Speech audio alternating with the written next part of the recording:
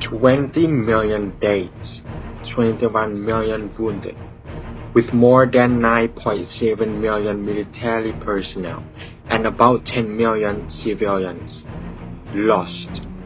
The incident that left an unhealable scar to the world. The minor incident that erupted into catastrophe, assembling all the world superpowers together. The World War I, or the Great War. U.S. neutrality.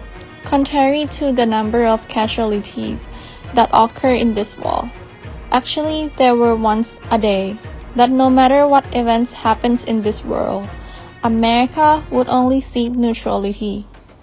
Even with the incident that killed over 100 American men, it still cannot fill the hearts of American citizens with fury. And why, you may ask? What made them so cold-blooded like that? Well, the answer is, this is America, a country where various people come to melt down together like a hot pot. And during this early time of the 19th century, it was the Germans who were the first major wave of settlers that came to what would later become the United States. So it is common for a huge number of common and middle-class people across the country to be German descent. And it is for this reason that makes the opinion of going to war against Germany quite unpopular. That is also why many incidents that happen do not have much effect on the Americans, just causes a little heartache. So, ignoring other fighting, instead the US is going to get rid of these wars through selling tons and tons of weapons and ammunition to Europe. And they were doing it so much that in the 1930s, the US government had to pass a series of laws establishing the norms of the US neutrality.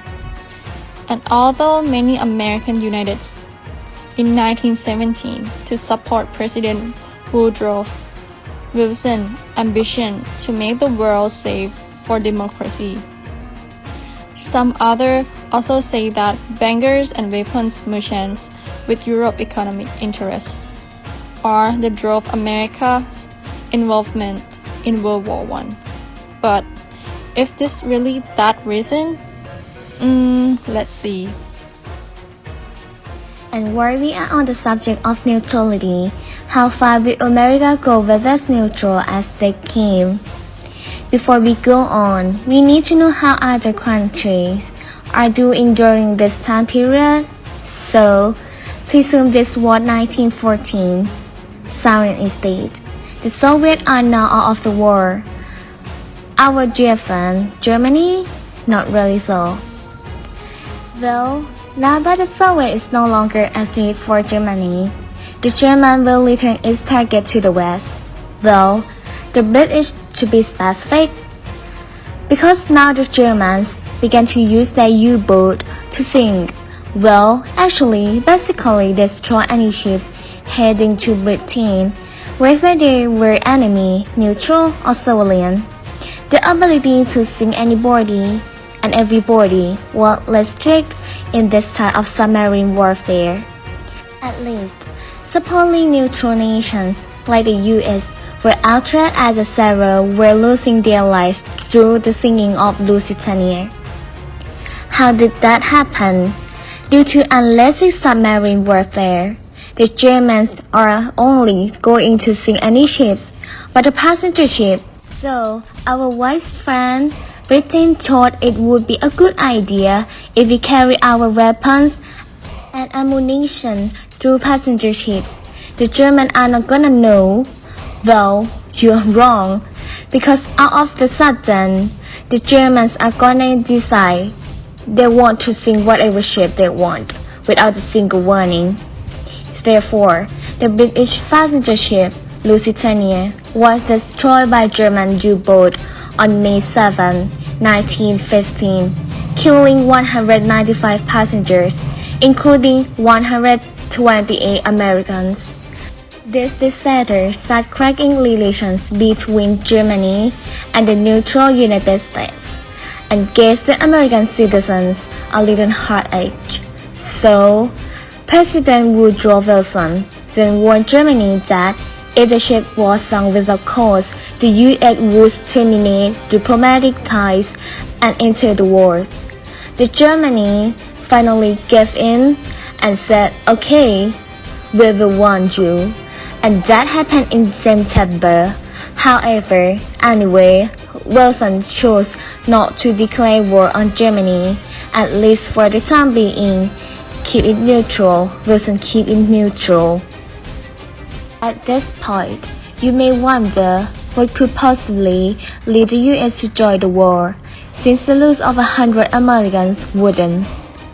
When it came to sitting out of the World War, of course, the United States did a great job for a few years. However, unlike the sinking of the Lusitania, the submarine gun was the final straw for the Americans. As the telegraph was sent by Germany's Foreign Minister Arthur Sumerman to German Minister to Mexico Heinrich von Eckhardt.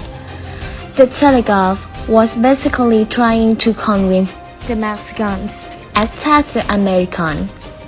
However, it was aimed for the Americans to be bogged down so that they could not join the war, because who would wanna compete with America?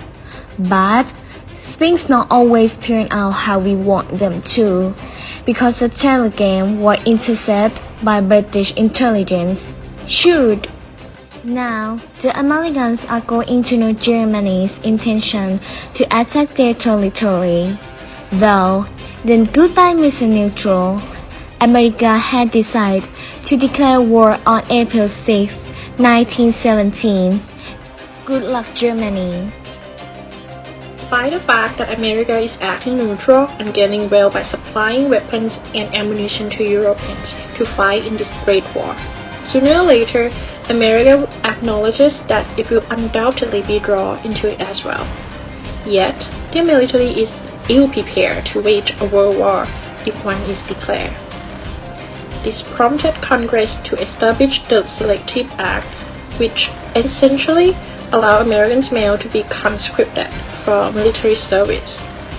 These troops, nicknamed doughboys, proved to be such an excellent unit that they are sent to battle in Europe, where they will first meet the mighty Germans who have come from the Eastern Front, in search of a greater triumph after defeating the Russians.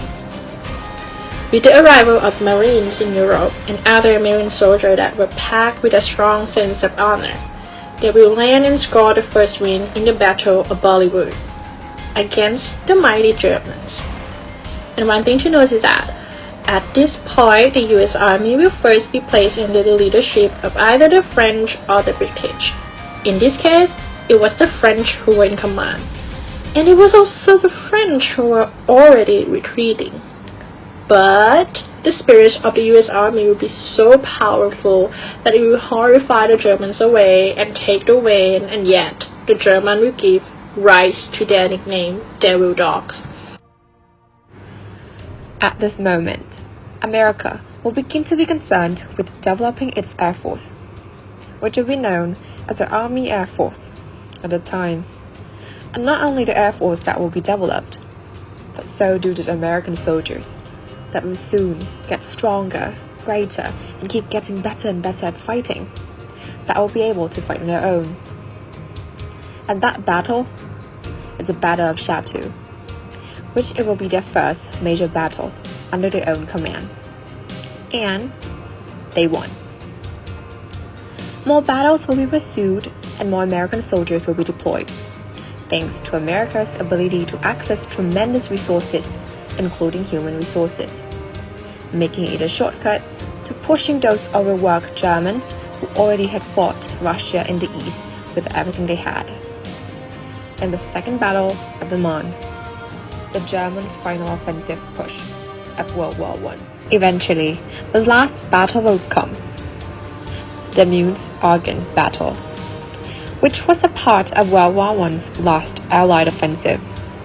It was fought from September 26 to November 11, 1918, when the armistice was signed, and it was one of the attacks that brought the war to an end. With nearly 1 million American soldiers involved, the Meuse-Argonne Offensive was the greatest operation of the American expeditionary forces of World War I, and it was also the bloodiest campaign in American history, with over 26,000 men killed in action and more than 120,000 fatalities all over. Rest in peace. Now, it is time to talk about the US position after the war. America didn't suffer the way Great Britain did, certainly. A famous historian named Scott Birch said, Woodrow Wilson kept us out of the war for 3 years. We really only fought for about 6 months. Britain lost a generation. We lost a lot comparatively speaking, but nothing compared to what Britain lost. Along with the massive loss of life, the war had far-reaching economic, social, and cultural consequences for the United States. Women played a significant role in the mobilization effort and took advantage of the opportunity to demand the right to vote, including rallies outside the White House and hunger strike in prison. Wilson eventually persuaded Congress that suffrage was a war measure. The war sparked a mass diaspora of African Americans, and those who returned home to find discrimination still in place demanded civil rights. Conscription, mass propaganda, the national security state, and the FBI all came as a result of the struggle. Its increased income, taxation, and urbanization helping America in becoming the world's preeminent economic and military force. However, the war officially ended with the Treaty of Versailles, with the desire from both the British and the French to punish the Germans very harshly, so they broke the Austrian-Hungary Empire into 5 parts, including the Austrian, Hungary, Romania, some part of Yugoslavia, and Poland. They also took away a big part of Germany and destroyed the Ottoman Empire, which is modern-day Turkey. The representatives that came to the Treaty of Versailles were the top leaders of their country, and they all decided to punish the Germans not only to break down their cities, but also to make the Germans pay for the entire war debt, which completely bankrupted the country. In the meantime, the American representative was President Wilson, who didn't really want to punish the Germans that much because he wanted to create a future where the world is all at peace. This idea was the lead up to the United Nations later, but it started with the name of the League of Nations. Wilson made a deal with the French and the British that he will go along with the French and the British plans as long as they would support his plan to create the League of Nations, which became the reason why most countries of the world joined together in this organization except the America who started it themselves. As you can see, America never joined the League of Nations because the Senate never approved America on joining the League of Nations since its charter or Article 11 of the League's Covenant stated, any war or threat of war is a matter of concern to the whole League, and the League shall take action that may safeguard peace. To put it in another way, if one nation is attacked and that country is a member of the League of Nations, then other countries are obligated to help that specific country. This is what made the Republicans in the US Senate realize that America will for sure always be at war with some country because of that, so they believed that it was the best way not to become involved in international affairs. So, after things ended, various aspects of America were affected by the war, including its domestic and international politics, economy, society, and culture. It made things like women's suffrage expand through the 19th Amendment of the Constitution. Things like America's position in the world also dramatically started to become a powerhouse, mainly due to President Wilson's European tour. While economically, women became an important force. They replaced many men's jobs as most of them served the army. And besides, the American economy even encountered a big boom during the early 1920s as well. due to the stimulus for inventions in production, materials, and advertising. And even things like pop culture also get some effects from the war.